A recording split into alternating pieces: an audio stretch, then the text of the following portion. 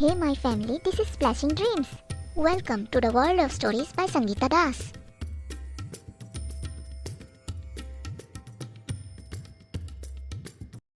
कमला को यहाँ से भागे हुए 10 दिन होने को आए हैं, लेकिन इस मोंटू ने अभी तक मुझे उसकी कोई भी खबर नहीं दी। 4 लाख रुपए मैंने ऐसे ही दिया है क्या उसको? रुक, अभी उसका खबर लेती हूँ मैं कॉल करके। सभी को मैंने ऐसे ही पाल रखा है। उस दिन भी एक मामूली सी औरत 3 लड़कों के साथ मिलके मुझे बांध के चली गई और मैं चिल्लाती रही, लेकिन नहीं, इन लोगों को कुछ खबर ही नहीं था।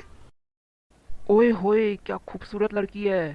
बीड़ी जलैले जिगर से पिया, जिगर में बड़ी आग है। साला 4 फुटिया लड़की छेड़ता है। अभी पब्लिक धुलाई दिलवाऊं क्या, तब पता चलेगा। ओफो, इस फोन को भी अभी आना था। अरे मर गई, ये तो चाची का फोन है। तेरे फोन के कारण तू बच गया। मेरे पास इतना टाइम नहीं है, काम है मुझे, चलती हूँ मैं। हाँ चाची, हेलो, कैसी हो आप? ओए ओए, क्या हाँ चाची? हाँ क्या हाँ चाची? मैंने तुझे जो काम दिया था वो किया कि नहीं? साला खा खा के सांड बन गया है। तुझे अगर मैं 4 लाख दे सकती हूँ तो तेरे गले में हाथ डाल के वापस भी ले सकती हूँ, समझा तू? बाप रे, ये चाची हिटलर से कम नहीं है। अरे चाची सुनो तो, आप तो बिना लगाम वाली घोड़ी की तरह टक टक टक टक टक टक टक टक बिना ब्रेक के दौड़ी चली जा रही है। क्या क्या कहा तूने? हेलो, यहाँ पर नेटवर्क प्रॉब्लम है, जरा फिर से बोल, क्या कहा तूने? बाप रे, बच गया मैं। अरे चाची, मैं कह रहा था जरा मेरी बात भी तो सुनो। हाँ, उगल जल्दी। अभी मैं कमला के पति सोनू से ही तो मिलके आ रहा हूँ। उससे पता चला कमला घर गई ही नहीं। दरअसल बात यह है चाची कि कमला को आपके वहाँ पहुँचाने के लिए मैंने ही तो उसके पति को भड़काया था कि वो किसी के साथ चक्कर चला रही है, और वो नालायक मेरी बात मान भी गया। बेचारा दर्द का मारा इसी कम में वो बेवड़ा बन गया और कमला को खूब पीटने लगा। अरे वाह मोंटू, तुमने बहुत ही अक्लमंदी से काम ली है। आपने मोंटू के टैलेंट को पहचाना तो सही, लेकिन हाँ, वो बेवड़ा कह रहा था अगर कमला घर वापस जाएगी भी तो वो उसे घर घुसने नहीं देगा। मैंने कितनी मुश्किल से इस खूबसूरत औरत को फंसाया था। अब आप ही बताओ, मैं कहाँ से उसको कैसे ढूंढूं? और मैं तो कहता हूँ आप भी कुछ दिन शांत रहो, ये धंधा बंद रखो। अगर कमला आपको 3 लड़कों के साथ मिल के पिटाई कर सकती है तो वो पुलिस को भी खबर कर सकती है। ऐसे कैसे वो पुलिस को खबर करेगी? उसके भागने के बाद भी मेरा धंधा बंद नहीं हुआ है। पिछले 8-9 दिनों में जब कोई आया ही नहीं तो अब क्या कोई आएगा? अरे चाची, फिर भी आप सावधान रहना। किसी तरह आप पुलिस के हाथों पड़ गए ना तो हम सभी लोग बहुत लंबा जाएंगे। अरे जा जा, बहुत देखे हैं ऐसे पुलिस वाले, कितने आए और कितने गए। वो भी मेरे ही इशारों पे नाचते हैं। वरना तुमको क्या लगा ये चाची ऐसे ही नहीं इतने सालों से ये धंधा चला रही है? वो लोग ताकि मेरे काम में दखल ना दे, इसलिए तो इतने सालों से मैं उनकी जेबें गरम करती आई हूँ। हाँ ठीक है चाची, आप कहती है तो मैं निश्चिंत हो जाता हूँ। अरे हाँ, मुझे याद आया, वो जो 3 लड़के थे, आपने क्या उन तीनों के बारे में पता करने की कोशिश नहीं की? तुमको क्या लगा मैं इतनी बेवकूफ हूँ? उन तीनों के बारे में मैंने पता करवाया तो पता लगा वो यहाँ के रहने वाले थे ही नहीं, इसलिए डर के मारे तीनों के तीनों उसी दिन अपने अपने घर चले गए। लेकिन सुना है वो यही पढ़ाई करते थे, तो कब तक इस तरह से मुझसे बच के रहेंगे? कभी ना कभी तो जरूर आएंगे। ठीक है चाची, मैं अपनी तरफ से कमला को ढूंढने की पूरी कोशिश करूंगा। तब तक नहीं तो मैं आपको दूसरी लड़की सप्लाई करता हूँ। इससे 4 लाख मेरे पास ही रह जाएंगे और आपका भी काम बन जाएगा। दूसरी लड़कियाँ तुम सप्लाई तो करोगे ही, लेकिन मुझे कमला भी वापस चाहिए, नहीं तो 4 लाख वापस करना होगा तुमको। और तुमने अगर नहीं किया फिर तो तुमको पता ही है तुम्हारा अंजाम क्या होगा। अरे आप नाराज क्यों होती है? हाँ मैं पता करता हूँ ना। ठीक है तो फिर अभी मैं रखता हूँ। जल्दी पता करो। हाँ हाँ चाची, बिल्कुल। ये चाची भी ना, अब मैं कमला को कहाँ से कैसे ढूंढूं? उसके घर पर ही नजर रखना पड़ेगा। आखिर वो अपनी छोटी सी बच्ची के साथ कहाँ कहाँ मारी मारी फिरेगी, कभी ना कभी तो घर जरूर लौटेगी। मोंटू, जरा पीछे मुड़ना। कौन? तेरा बाप। कमला को तूने ही बेचा था ना? हाँ, चल मेरे साथ पुलिस थाने, आज तेरी खूब खातिरदारी करेंगे हम लोग। कमला, वो तो मेरी बहन जैसी है, मैं तो खुद उसे ढूंढ रहा हूँ। चल चल, नाटक मत कर, तेरा सब कुंडली निकाल चुके हैं हम लोग। हाय, मैं पकड़ा गया, मुझे कोई तो बचाओ। अब तो भगवान भी तुझे नहीं बचा सकते। क्या कहा था तुमने? पुलिस तुम्हारे इशारों पे नाचती है? तुम पुलिस की जेबें गरम करती हो?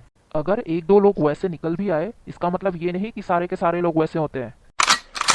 सीता गीता, अरेस्ट हर। अरेस्ट? अरे सर, बैठ के भी तो बात हो सकती है, आइए ना। लगता है आप नए हैं, लेकिन मुझे आपके आने का खबर मिला ही नहीं। अब तो पुलिस स्टेशन में ही बातें होंगी। सीता गीता। यस सर, समझ गए। सर मुझे मत पकड़ो, मुझे मत पकड़ो। आप चाहो तो मैं आपको माला माल कर सकती हूँ। हमको घूस देने आई है? क्या समझ के रखा है तुमने हम लोगों को? हाँ, ये लेकिन तुम लोगों ने मेरे साथ अच्छा नहीं किया। एक एक को देख लूंगी मैं। चल। आशा जी के सर के कैबिन से बुलाते ही मैं तूफान की तरह दौड़ी दौड़ी यहाँ पर चली आई, लेकिन यहाँ तो सर ही नहीं है। ये कमला दीदी वाले केस ने मेरे दिमाग को इतना थका दिया है ना। सोचा था सर का चेहरा देख लूंगी तो सारी थकावट दूर हो जाएगी, लेकिन नहीं। अरे परी, आओ। तुम वहाँ क्यों रुकी हो? आ गई आशा जी, क्या बात है? अरे तुम बैठ जाओ, बहुत ही अच्छी खबर है। क्या अच्छी खबर है आशा जी? वाओ, जल्दी बताइए। पुलिस ने चाची, मोंटू और बाकी लोगों को पकड़ लिया है।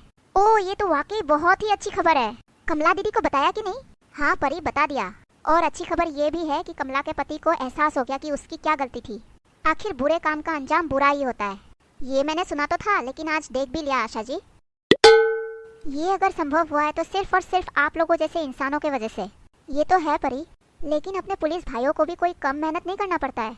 ये ह्यूमन ट्रैफिकिंग से जुड़े हुए लोग बहुत ही चालाक होते हैं। तुम्हें पता है, चाची के घर में बहुत सारे सीक्रेट रूम्स थे और बंकर्स भी बने हुए थे। हमारे पुलिस भाई वहाँ से बहुत सारी छोटी छोटी लड़कियों और औरतों को छुड़ा के लाए हैं।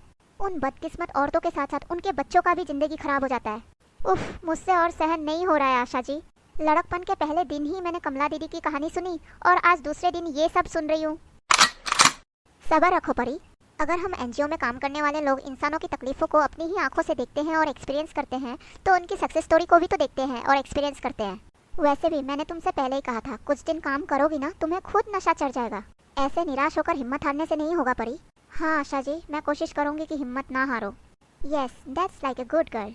अच्छा सुनो परी, मैंने उन लड़कियों और औरतों को उस एनजीओ में भेजा जो इसी फील्ड में काम करते हैं, लेकिन उनके बच्चों को हमारे एनजीओ को ही देखना होगा। आई नो आशा जी, तुम एक काम करो, कमला के साथ जाओ और उन बच्चों की ठीक से देखभाल करो। उन बच्चों की अवस्था बहुत ही बुरी है, एकदम सूख गए हैं। कमला के साथ मिलके तुम उन लोगों को नहलाओ, नए कपड़े पहनाओ और खूब अच्छा खाना खिलाओ। और ये सब हो जाने के बाद तुम उन लोगों के साथ खेलो। वाह आशा जी, मुझे बच्चों के साथ खेलने की सैलरी मिलेगी। This is part of our work परी। आई नो कि तुम ऑफिशियल काम के लिए अपॉइंट हुई थी, लेकिन स्टाफ के एब्सेंस में तुम्हें ये सब भी करना पड़ेगा बीच बीच में। नो प्रॉब्लम आशा जी, अगर किसी की सेवा कर पाऊँ तो अच्छा ही लगता है। तुम और तुम्हारा काम प्रशंसनीय है परी। ये ऑफिस से आते हुए भी मैं कितनी लेट हो जाती हूँ। देखो तो, सिर्फ 8:30 ही तो बजे हैं और बस इतनी खाली। एक्सक्यूज मी माइना। यस, क्या हुआ? जरा मुझे टाइम बताओगी क्या प्लीज? तुम्हें अगर टाइम देखने की इतनी ही जरूरत है तो एक घड़ी क्यों नहीं खरीद लेते? वैसे भी आजकल सबके पास मोबाइल फोन होता है और उसमें टाइम भी होता है। लड़की देखी नहीं और टाइम पूछने के बहाने आ जाते हैं। माइना, तुम तो पूरा मान गई। वो दरअसल मेरा मोबाइल खराब है, इसलिए तुमसे टाइम पूछ रहा था। अगर तुम्हें विश्वास नहीं होता तो ये देखो मेरा मोबाइल। साला लुच्छा लफंगा, टाइम पूछने के बहाने मुझसे चिपक के बैठ रहा था। हाँ साली, मैं तुझे फाड़ के रख दूंगा। पहचानती नहीं है मुझे अभी तू?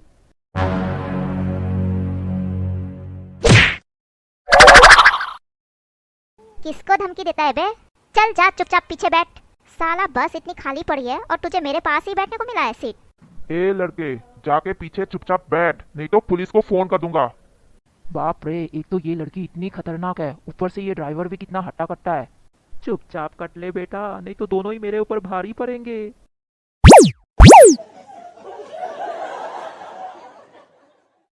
माइना, क्या हुआ? आज तो बहुत परेशान लग रही है। मम्मी, पहले आप प्रॉमिस करो कि मेरी बातें सुनकर आप परेशान नहीं होंगी। ऐसी कौन सी बात है रीनी? मैं जब बस से आ रही थी तो एक लड़का मेरे बगल में बैठ गया और मुझसे टाइम पूछने लग गया। मैं उसको देखते ही समझ गई कि ये जेन्युइनली टाइम नहीं पूछ रहा है, ऐसे ही और लड़की देख के पास में बैठ गया। इसलिए मैंने उसकी पिटाई कर दी। क्या तूने लड़के से लड़ाई की? अगर वो तुझे कुछ कर देता तो? चुपचाप टाइम बता देती, बात वही खत्म। मैं अगर डर जाती ना मम्मी तो वो मेरे ऊपर हावी हो जाता। मैंने उसकी पिटाई की तभी तो वो चला गया। मैं ये सब कुछ नहीं जानती रिनी। तेरा ऑफिस 7 बजे खत्म होता है ना, तो तू 7 बजे ही निकला कर। मैंने तुझे पहले ही कहा था कि अपना ध्यान रखना। तुझे 8 बजे तक रहने की क्या जरूरत है? अगर कल से तू घर पे जल्दी नहीं आई ना, तेरा ऑफिस जाना बंद। ये क्या मम्मी, इसलिए तो मैं आपको ये बात बताना ही नहीं चाहती थी।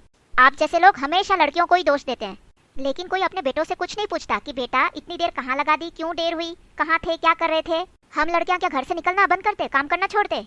मुझसे बात मत करना मम्मी, मैं जा रही हूँ। प्यारे दोस्तों, अगर आप लोगों को ये कहानी अच्छी लगी तो इसे लाइक कीजिए, इस पर अपना कमेंट दीजिए और जितना हो सके शेयर कीजिए। अगर आप लोगों ने चैनल को सब्सक्राइब नहीं किया है तो कर दीजिए, साथ ही बेल आइकन को दबाइएगा जरूर, क्योंकि इससे आप लोगों को नोटिफिकेशन मिलता रहेगा। Thanks for watching.